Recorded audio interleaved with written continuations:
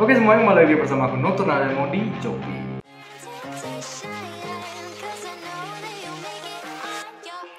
Oke, di sini aku mau membahas tentang film yang sebenarnya udah cukup lama ya, udah beberapa bulan yang lalu rilis. Filmnya adalah Justice League, bukan, Zack Snyder's Justice League yang rilis tahun 2021 ini.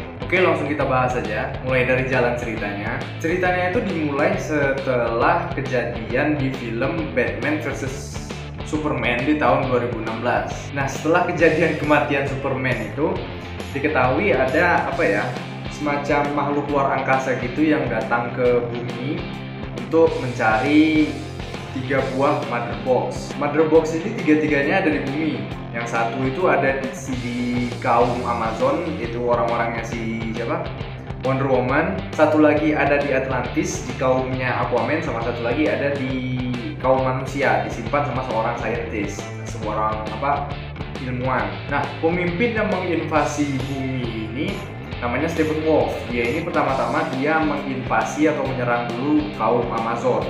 Nah, setelah udah porak-poranda lah itu pokoknya Amazon sampai hancur-hancuran, dia berhasil mendapatkan boxnya. Dan begitu juga kejadiannya sama Atlantis, kaumnya Aquaman. Jadi tinggal mother box ketiga aja nih yang dipegang sama si saintis ini yang belum didapatkan sama Steppenwolf ini. Nah, kenapa Steppenwolf ini belum bisa mendapatkan mother box yang ketiga ini? Karena setauku mother box ketiga ini yang dipegang sama saintis ini udah lama nggak diaktifkan gitu. Jadi si Steppenwolf ini nggak bisa melacak keberadaan atau lokasi dari mother box ini. Kalau aja si Steppenwolf ini bisa mendapatkan ketiga mother box ini dan menggabungkan ketiga mother box ini, maka bosnya si Steppenwolf ini yang namanya Darkseid itu bisa menghancurkan bumi itu seketika gitu. Itu aja langsung. Tapi ya gitu syaratnya, tadi harus punya ketiga mother box ini dan harus menggabungkannya, dan menggabungkannya ini butuh waktu. Nah, kaum Amazon yang tadinya udah diporak-porandakan sama pasukannya Steppenwolf ini, nah mereka ini mau ngabarin nih ke manusia sebagai pemilik mother box terakhir bahwasanya ancaman ini udah dekat, ada bahaya yang datang ke bumi ini. Walaupun udah beratus-ratus tahun lamanya, manusia mungkin udah lupa sama kejadian yang pernah terjadi. Tapi seenggaknya si Ratu Amazon ini percaya bahwa anaknya, yaitu si Wonder Woman, masih ingat dan masih tahu tentang kejadian beratus-ratus tahun yang lalu, dan dia paham akan ancaman yang akan datang. Setelah si Wonder Woman ini tahu bahwa akan ada ancaman yang bukan main-main datang ke bumi, dia niatnya mau ngasih tahu tuh ke Batman kalau ada ancaman yang datang. Tapi ternyata si Batman udah tahu juga, entah dari mana dia tahu, aku juga nggak tahu. Pokoknya si Batman ini udah satu langkah di depan Wonder Woman, dimana dia udah mengumpulkan beberapa orang, udah mendata beberapa orang yang sekiranya bisa diajak untuk join gitu, bikin tim untuk mempertahankan bumi ini. Dia udah ketemu sama Aquaman, si Arthur, tapi si Aquaman-nya nolak. Terus dia ketemu sama si Barry Allen, si The Flash, dan si Barry Allen ini terima aja karena dia butuh teman.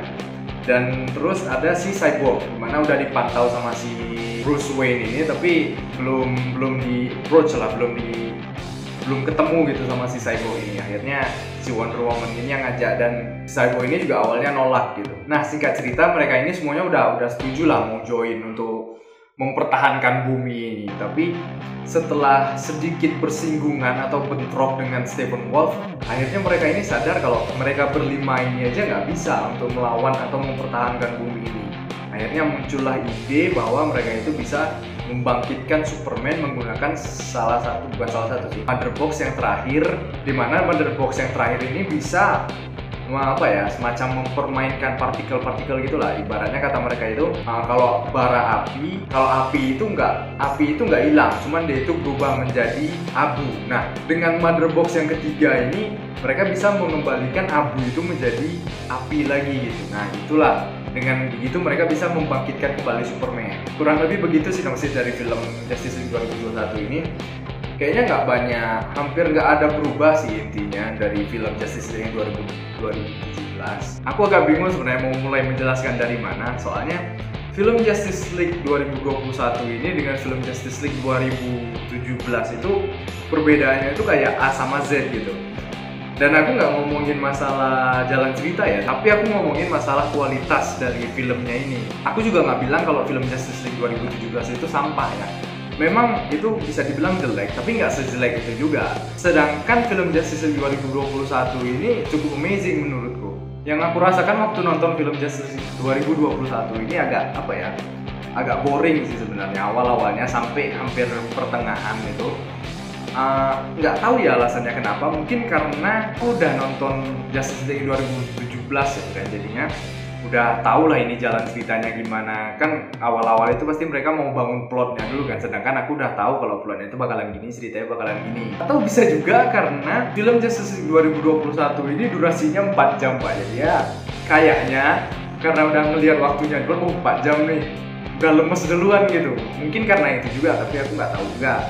Entah apapun alasannya itu, pokoknya yang aku rasakan itu dari awal sampai sekitar tengah itu, kurang lebih di tengah itu agak boring. Namun saudara-saudara sekalian, setelah pertengahan itu baru mulai agak kerasa hype-nya gitu, baru mulai gitu. Kalau nggak salah itu aku mulai hype-nya itu merasakan menjadi-jadinya itu sewaktu mereka mau membangkitkan Superman ini lagi. Tepatnya di scene waktu si Cyborg ini kayak punya punya mimpi atau punya hayalan bahwa akan terjadi efek yang buruk dari hal-hal yang mereka lakukan ini. Entah itu cuma imajinasinya aja atau gimana, yang jelas diperlihatkan semacam alternate ending gitu. Ini cukup menggila sekali sih ini alternate endingnya, dimana hampir semua anggota dari Justice League itu disolo kill sama Darkseid ini. Ya diperlihatkan kalau Wonder Woman itu nggak diperlihatkan matinya gimana, pokoknya dia udah dikremasi, itu udah dibakar, terus dia pindah ke Aquaman, di kill di base-nya sendiri di dalam air sama Darkseid. Terus tiba-tiba diperlihatkan Superman lagi nangis gitu sambil mangku seonggok sebuah jasad yang tinggal tengkorak gitu. Terus si Darkseid itu kayak ngedeketin Superman, terus kayak nepuk punggungnya gini. Dan itu kayaknya berarti Darkseid ini merekrut atau mempengaruhi si Superman. Yang mana kayaknya dan seharusnya mayat atau jasad tengkorak yang dipangku sama Superman itu adalah si Lois Lane. Terus scene terakhir diperlihatkan bahwa gedung atau markas dari Justice League ini udah hancur lebur, udah rata dengan tanah, dan ada sedikit diperlihatkan itu bahwa di situ ada mayat Green Lantern di situ.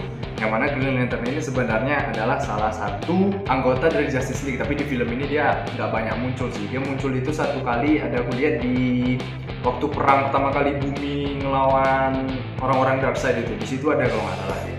Terus satu lagi waktu dia diperlihatkan mati di runtuhan kantor Justice League ini. Dan terus Superman datang terbang sambil megang kepala siapa? Kepala Batman. Nah ini juga aku mau membahas tentang kemungkinan kejadian hayalan atau imajinasi si Cyborg ini bakalan terjadi atau enggak. Tapi sekarang aku mau fokus bahas tentang perbedaan kedua film ini dulu. Nanti setelah aku bahas perbedaan dari kedua film ini, baru aku akan bahas tentang kemungkinan kejadian ini. Nah ini juga menjadi perbedaan yang cukup mendasar di antara kedua film ini, dimana kekerasan di film Justice League 2021 ini sangat-sangat diperlihatkan. Kalau ada adegan tebas-tebasan pakai pedang atau gimana, ya pasti diperlihatkan darahnya. Kalau memang adegannya perlu memperlihatkan darah dan sedikit kekerasan, ya lakukan aja gitu. Karena emang aku ambil data dari IMDb bahwa Justice League 2017 itu ratingnya PG-13. Itu kalau nggak salah setara sama rating remaja gitulah. Sedangkan film Justice League 2021 itu ratingnya R, atau itu kalau nggak salah dewasa gitu ya, 17 tahun apa 18 tahun ke atas gitu kalau nggak salah. Jadi tim produsernya itu lebih bisa mengeksplor atau mengeksploitasi keuntungan dari ratingnya R ini, dimana kalau mau tunjukin kekerasan ya kekerasan aja, dan untuk membuat kekerasan itu tampak lebih real, mereka menambahkan darah-darah itu. Kalau ditanya bagusan mana, rating PG-13 atau rating R, kalau masalah ratingnya aja ya, itu sebenarnya kembali lagi ke pribadi masing-masing sih. Ada yang lebih suka rating PG-13 kayak film-film MCU gitu kan. Tapi kalau aku pribadi, aku lebih suka yang ratingnya R ini sih. Kenapa? Alasannya banyak.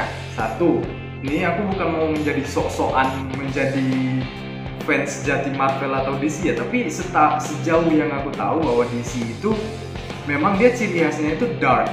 Dark di sini maksudnya bukan gambarnya gelap apa gimana, tapi memang suasananya kelam gitu. Dan suasana kelam ini kan nggak bisa sepenuhnya ditunjukkan di dalam PG-13. Kelam itu di sini bisa masuk, kekerasan ini juga termasuk suasana kelam gitu. Jadi kayaknya DC ini memang cocoknya ratingnya di rated R gitu. Tapi ntar ada yang bilang nih, mana berani mereka pakai rating R, pasti nanti penontonnya bakalan berkurang.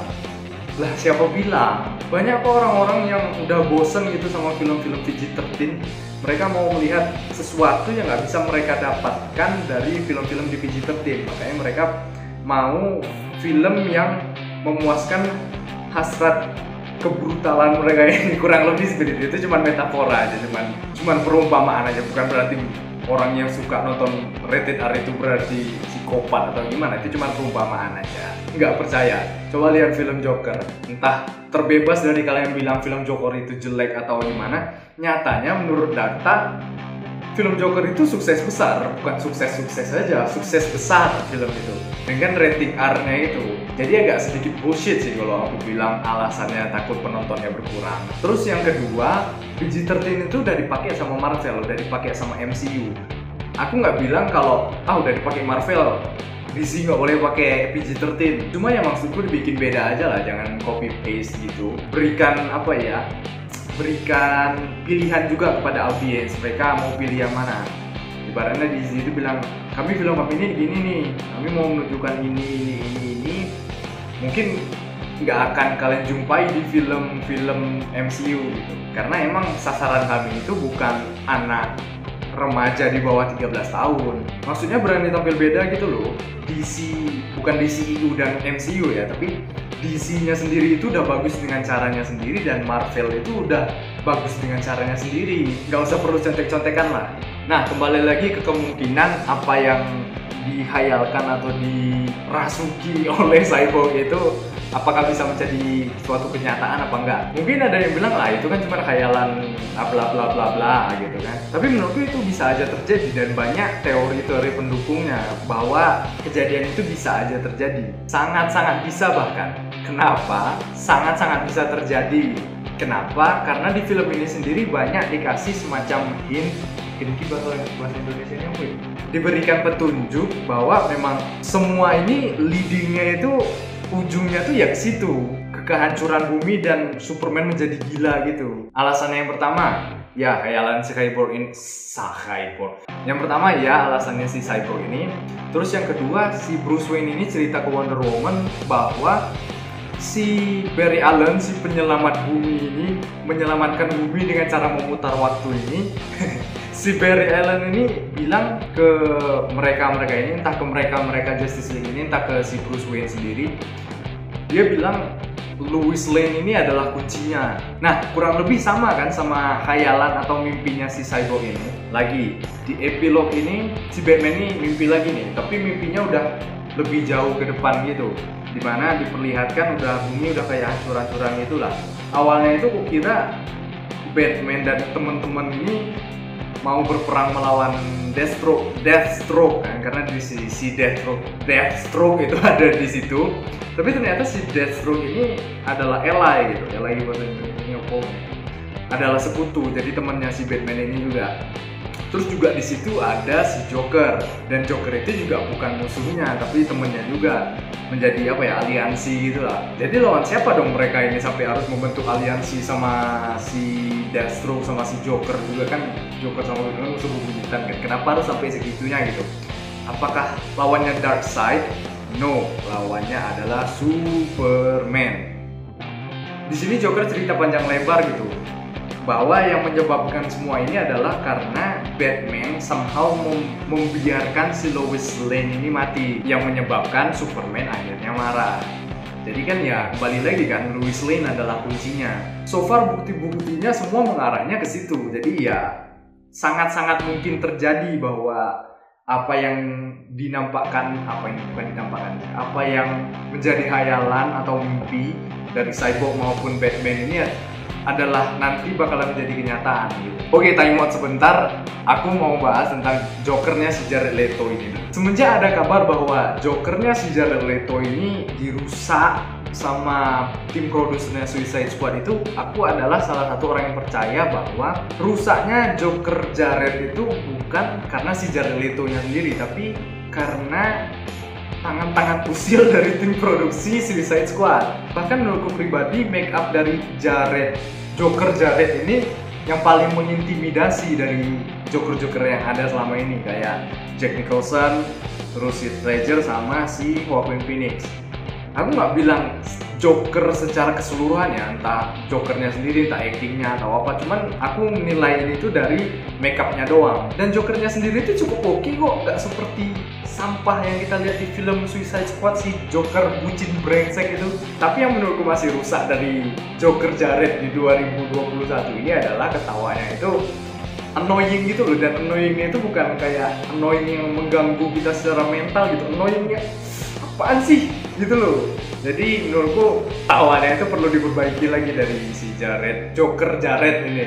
Masih ngomongin Joker, ada sedikit trivia nih buat kalian yang nggak ngerti. Waktu si Joker bilang anak angkatnya Batman itu mati. Nah jadi gini, di komik kalau nggak salah, di film animasinya juga ada diceritakan bahwa Robin, anak angkatnya Batman, muridnya Batman itu dibunuh secara brutal sama Joker. Nah jadi kayaknya ini tuh referensinya ke situ gitu, bahwa si Robin ini dibunuh. Dan Robin ini nggak cuma satu ya, Robin ini banyak sebenarnya, dan salah satu Robin ini dibunuh secara brutal gitu sama si Joker ini. Jadi ya gitu, referensinya ke situ. Tapi kalau mau cari info lebih lanjut, kalian tanya aja, kalian cari aja di Google, itu banyak ya. Dan juga kalau kalian belum tahu, Batman itu punya work ethic, kayak semacam kode buat dirinya sendiri. Dia itu nggak akan bunuh musuhnya, siapapun itu, baik Joker, Deathstroke, atau siapalah, Penguin, atau siapa, dia itu nggak pernah bunuh musuhnya. Tapi waktu ngobrol bincang-bincang sama Joker di film Justice League 2021 ini, si Batman ini bilang bahwa dia itu ngebunuh si Harley Quinn. Entah itu dia beneran bunuh Harley Quinn karena saking kan ngamuknya dia, anak angkatnya, murid tersayangnya dibunuh sama Joker, atau itu semacam gertakan aja buat si Joker itu, kita nggak tahu lah ya, wallahu alam lah ya. Oke, kembali lagi ke pembahasan kelanjutan DCU. Yang aku tahu DCU ini bakalan tetap dilanjutkan lagi nanti, mulai dari Black Adam, terus ada The Suicide Squad juga. Sebenarnya nggak dilanjutin gitu sih, lebih tepatnya kayaknya di reboot. Dan apa ya, nggak semuanya kayaknya di reboot, tapi ada beberapa yang dilanjutin gitu, dan ada beberapa yang di reboot. Contohnya kalau dilanjutin itu kan kayak Black Adam kan seharusnya dia ngelanjutin dari Shazam, film Shazam. Dan terus juga film Shazam kedua itu baru aja diumumin beberapa minggu apa bulan ya, pokoknya baru-baru ini aja film Shazam kedua itu diumumin. Dan itu kan nggak mungkin di reboot, kayaknya bakalan dilanjutin, itu semacam sequel gitu. Sedangkan The Suicide Squad itu memang udah dikonfirmasi itu bukan sequel dari Suicide Squad sebelumnya, itu adalah reboot, itu cerita ulang gitu, bukan ngelanjutin dari Suicide Squad sebelumnya. Nah, yang jadi pertanyaan adalah bagaimana nasib Superman, Batman, sama The Flash. Kenapa? Karena setauku kontrak mereka bertiga ini, si Henry Cavill, si Ben Affleck, sama si Ezra Miller itu udah habis kontraknya. Bukan habis juga sih, kayaknya kayak putus kontrak gitu sama DCEU. Setauku pada putus kontrak sih, tapi kayak ada kabar juga bahwa Ben Affleck itu sebenarnya kontraknya belum putus, tapi kenapa dia nggak main di film The Batman 2022? Karena film The Batman 2022 ini menceritakan Bruce Wayne yang lebih muda. Jadi instead mereka pakai Ben Affleck, mereka pakai Robert Pattinson yang masih lebih muda. Mudah-mudahan aja nggak diganti sih mereka bertiga ini, soalnya kan udah menyentuh, udah cocok di hati lah gitu. Jadi kayaknya nggak perlu diganti sih, kecuali si Mira itu perlu diganti, itu si Bedebah, siapa sih nama aslinya tuh?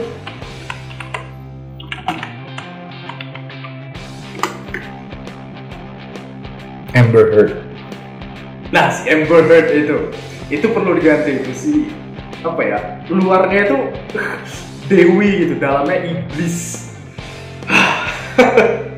kemarin itu kabarnya sempat mau diganti sama si Emilia Clarke yang main Daenerys Targaryen di seri Game of Thrones. Katanya sempat mau diganti sama itu, entah jadi atau enggak. Dan kabarnya juga si Amber Heard ini udah putus kontrak gitu sama WB, entah gimana, itu masih rumor, aku belum bisa memastikan. Pokoknya itu aku cuma menyampaikan sedikit kabar burung aja buat kalian. Oke teman-teman, kayaknya sampai sini dulu pembahasan kita kali ini. Terima kasih buat yang udah nonton, sampai jumpa di video-video kita selanjutnya. Bye bye.